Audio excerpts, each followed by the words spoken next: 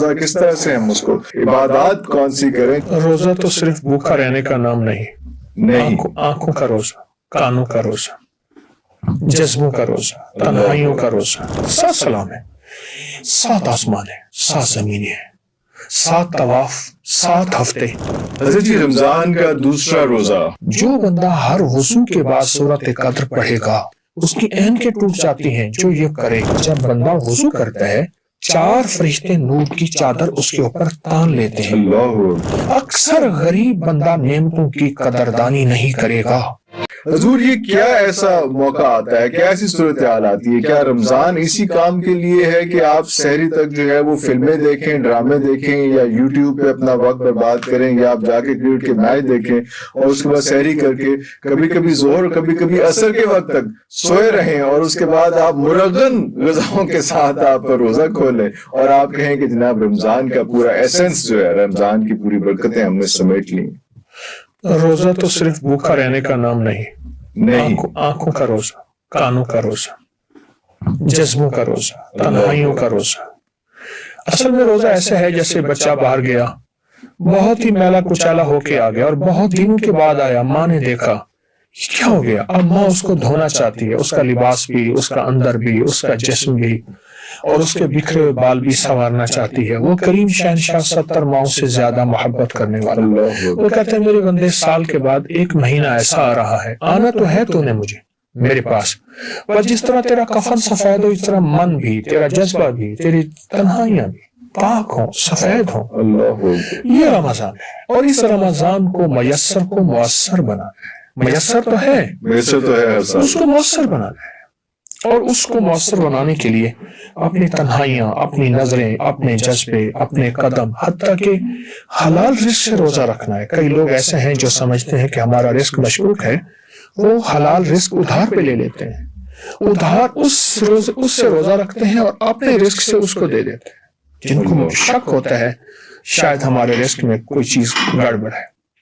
تو ذرا پیوریفائی کرنا چاہ رہے ہوں اس مہینے کے، اور سارا کچھ کرنا چاہ رہے ہوں، تو بیسک کون کون سی چیزیں ہیں کہ ہم رمضان کی آمد کا اہتمام جو ہے کس طرح سے کریں؟ رمضان کا طلوع اور غروب کو توجہ دیں، طلوع سحری، غروب افطاری۔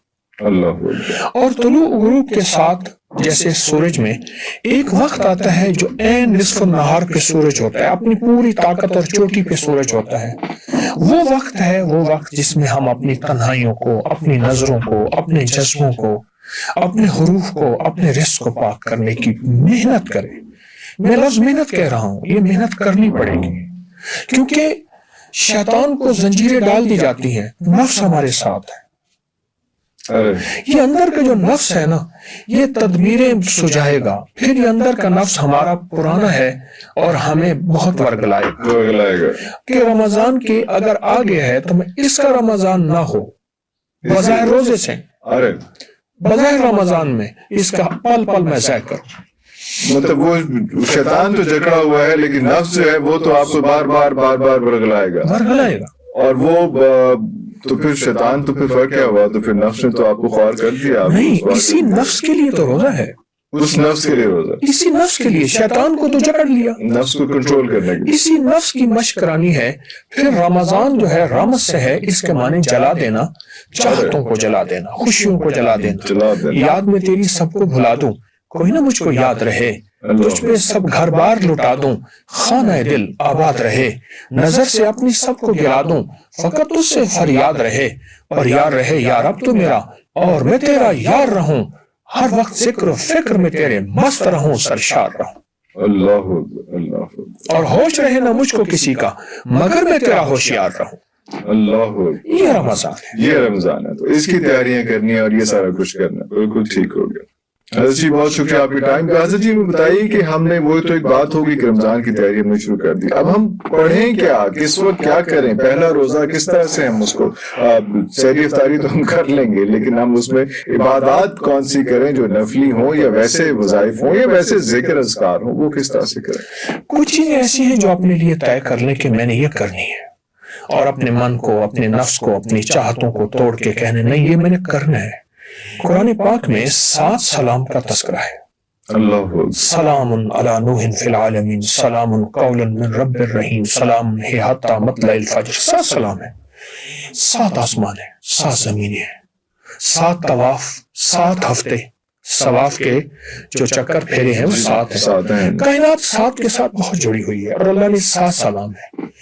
اور 67 7 سال 17 سال 27 سال، تو یہ 7 سلام اگر آپ صبح شام یا ہر نماز کے بعد 7 بار پڑھ لیں اور اپنی 7 مرادیں، 7 مسئلے، 7 مشکلیں اور 7 کوئی پریشانیاں، ناکامیاں، ان کا سخت تصور کر لیں، تو اس کا سب سے بڑا نتیجہ، سب سے بڑی برکت یہ ہوگی، روزہ بھی ہوگا، پھر روزے کے ساتھ جو عمل کیے جائے اور پھر روزہ بھی فرض ہو، اس کی طاقت اور تاثیر بڑھ جاتی ہے اور یہ مسائل بھی حل ہوں گے، مشکلیں بھی دور ہوں گی اور نفس اور شیطان کے چنگل سے بھی بچے رہیں گے اور ہماری زندگی میں سکون بھی آئے گا.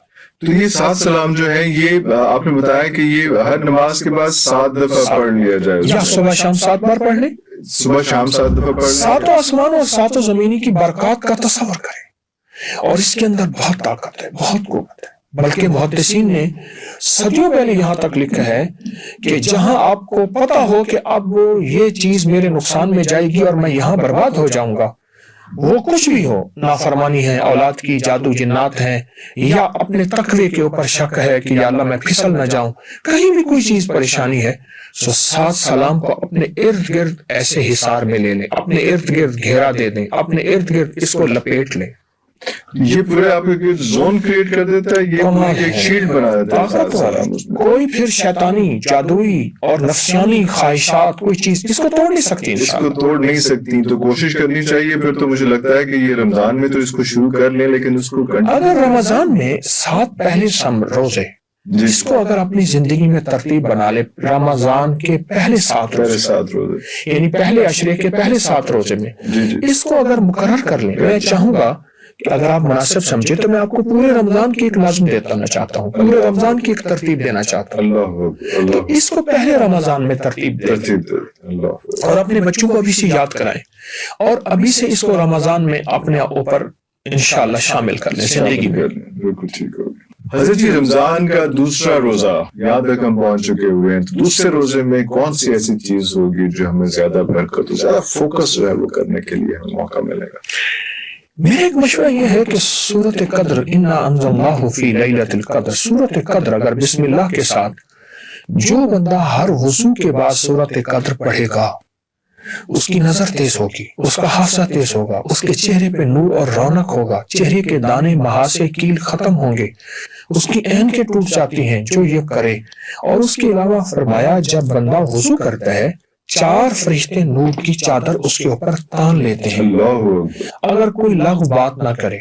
اور جب بندہ یہ وضو کے بعد یہ سورت پڑھ لیتا ہے، اس چادر میں جو نور ہوتا ہے وہ اس کے دل میں، سینے میں، آنکھوں میں اللہ پلٹ دیتا ہے. اللہ اکبر. اور نور کتنا ہوگا، کس قدر نور ہوگا. اور رمضان میں تو خاص طور پہ پھر وہ بھی ملٹی پلائی کر کے ہوگا. اللہ اپنی شان کے مطابق وہ نور دیتا ہے. اللہ کی شان کتنی ہم نہیں سمجھتے. اللہ اگر رمضان کی ان ساعتوں میں دیکھیں، رمضان میں سب سے زیادہ وضو ہوتا ہے. جی بالکل. لیکن ایک احتیاط ہے کہ وضو کا پانی احتیاط سے خرچ کیا جائے. سب سے زیادہ وضو ہوتا ہے. اگر رمضان میں یہ وضو کی ترتیب بنا لیں تو انشاءاللہ بہت نفع، بہت فائدہ اور بہت حیرت انگیز برکت ہے. نارملی وضو کے بعد جو ہے وہ اشہد ان لا الہ الا اللہ و اشہد ان محمد رسول اللہ پڑھا جاتا ہے، تو اس کے ساتھ جو ہے پھر سب دعائیں مقبول ہیں، سب دعائیں مقبول ہیں. یہ بھی لیکن اگر سورۃ قدر انا انزلنا کو شامل کر لیا جائے، وہ نہ چھوڑے، اس کے ساتھ ایک بار ایڈ کر لے اس میں. بالکل. آپ نے وضو کے پانی کی بات کی، زیادہ بہا دیتے ہیں ہم یا کوئی اور کیا؟ ہم وضو کے پانی کو بہت ضائع کرتے ہیں. نل کا ٹوٹی کھلی ہوتی ہے اور ہم وضو کا پانی ضائع کر رہے ہوتے ہیں. ایک وقت آتا ہے پھر قطرے قطرے کو ترستے ہیں. وضو کا پانی وضو کے نام پہ اور گھر دھلائی کے نام پہ اور گھر سجائی کے نام پہ ہم اللہ کی نعمت کو ضائع کر رہے ہیں. آپ کو ایک راز بتاؤں، جو بندہ پانی ضائع کرے گا کسی بھی شکل میں، پانی ضائع کرے گا، اس کی 3 چیزیں اس کی نظروں کے سامنے ختم ہوگی اس وقت تک جب تک موت نہیں آئے گی.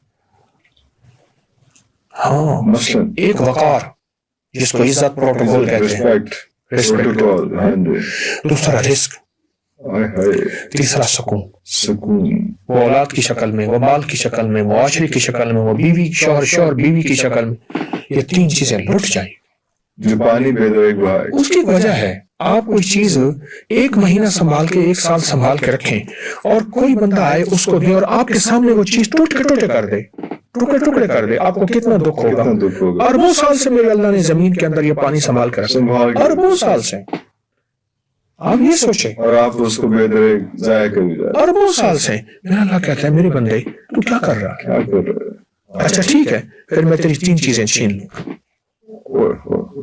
آپ ایک چیز محسوس کریں، اکثر غریب بندہ نعمتوں کی قدردانی نہیں کرے گا، ہاں امیر بھی ہے، مالدار بھی ہے، لیکن اکثر میں نے غریب دیکھا ہے۔